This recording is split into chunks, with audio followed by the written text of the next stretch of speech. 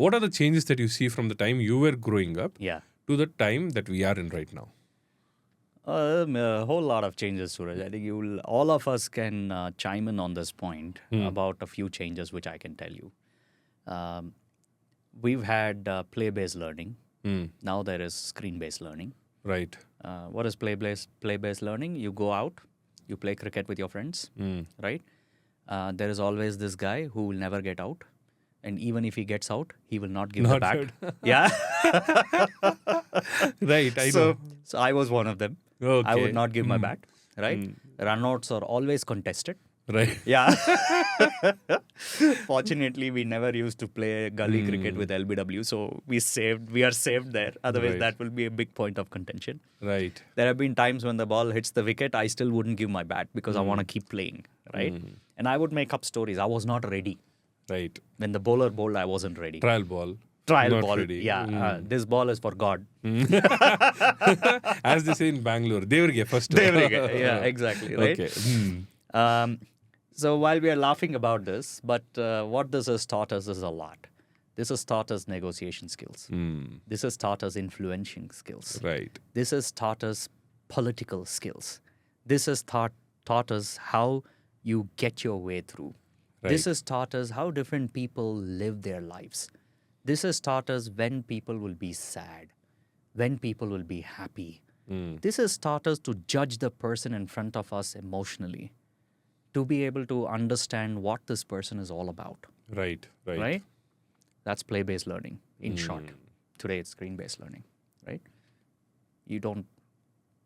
So today, what's happening? People go to school, the friend says something, the child comes crying, and the parent goes and complains to the principal. Right. So the child has no recourse. He doesn't know how to deal with this, right? That fellow shouted at me. Yeah. So? Now the child thinks this needs to be documented. Right. Yeah, if we were to document Then probably you would be out of books to out of write all books, your stories. I know, Yeah. exactly, right? So that's a major change. The other thing that I'm noticing is we tend to resolve issues in a very different way. Right. So this is also has a biological bearing. We call it a prefrontal cortex. It's right in front of right behind our forehead. The decision-making brain, if I'm not wrong, is that the prefrontal cortex? It does a lot of things, Yeah. but one thing that I want to highlight is the prefrontal cortex is really responsible for delayed gratification, right? If it's not developed properly, then you swing towards instant gratification, which is a major point in addiction, by the way. Yeah. So, and it starts and develops and it keeps developing all the way until you're 18 or 19. And after that, so that's why if you go for your driver's license test, right? They will tell you, they'll give you a learner's license at 16. But if you sit through the classroom, by law, I don't know how it is here, but by law, they're supposed to tell you that this gentleman is 16 years old, his prefrontal cortex is not well developed, therefore, his ability to control impulse might not be that very well, and hence an adult supervision is always required when he drives. Why do they say this? Because of this reason. It's just a psychological finding, right? Now, let me connect this back to what we are talking about, right? For us, we've sort of gone through that whole mindset, and we have in turn reinforced ourselves to a point where we've come to realize that there are certain things which you have to wait. Okay?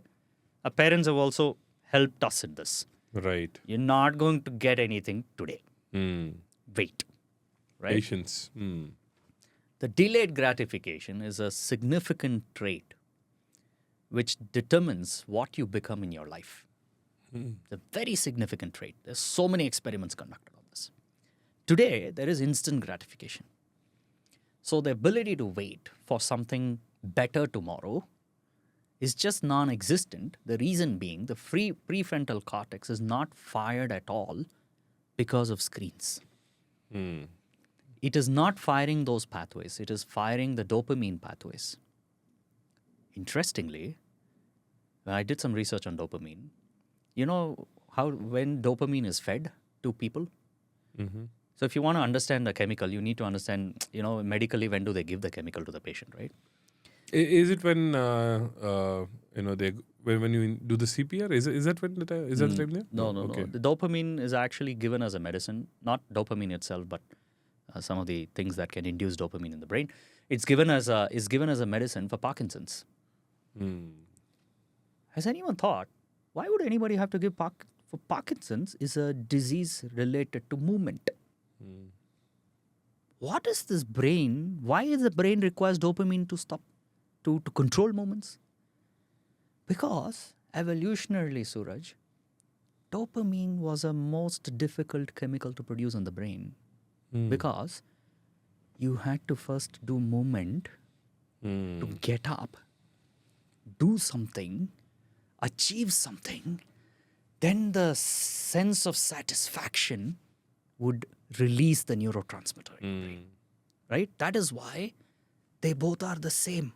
Movement and dopamine are released together when this stimuli and that stimuli happens. Right? Even now, when you see a mental counselor or a therapist, right, the first thing they tell you when you say that you're going through a tough phase and the dopamine rush to make sure the dopamine rush happens, you need to be very physical is what they tell you. The first thing that they tell you. Exactly. Because there is biological evidence for it. Right. People are treated with it. So there has to be some truth in it. Right. So now, coming back to the changes that is happening in our lifestyles, when you stop movement and you are still feeding the dopamine pathway, which once upon a time was so difficult for your brain to get. We had to struggle hard and win something, then we will get a little bit of dopamine. Now, sitting on the couch, with just a couple of fingers, you can get that. you get it. So, the dopamine that was related to movement, we are disconnecting the movement part and only feeding dopamine, but there is no movement. Right? Now, this is a highly simplified version of the way our brain functions, obviously. It's so complicated, we cannot put it all down and tell you exactly what happens. But sometimes reducing it to something as simple as this helps me make a point. That's why I'm trying to make this point, right? And if this is constantly happening, now this is giving all the changes that we're talking about, play-based learning, sedentary lifestyle, no movement. When there is no movement and there's a lifestyle is sedentary and everything is fed to you behind the screen, that's when all the issues start. You lose so many things that we just spoke about. You lose it all. Right. But you're getting dopamine. So there is a lot of confusion in the brain. It is while we are talking about this, Suraj, the inner brain of every human today is fighting to survive because the brain is constantly struggling with the inputs that is being fed by the current generation. It just is not able to understand. Bear in mind, all of these technology advancements have happened in the last 15, 20 years. Right. How long does evolution take to adapt to something? 1 million years? At least 1 million years? Yeah. Right? At least not in my lifetime. Yeah. Exactly, right? So which means none of us are going to evolve to adapt to this yet. We will evolve. We will all become cyborgs. 200, 300, 500 years from now, or maybe 1 million years from now, all of us will wake up with a bionic arm. Who knows, right? But we are not there yet. So let's not think that, we are adapting to this. Everything is cool. It is not. We're not evolved to adapt to it. Brain is going to take time to get all these things, to understand what's going on. It's going to take time. Yeah.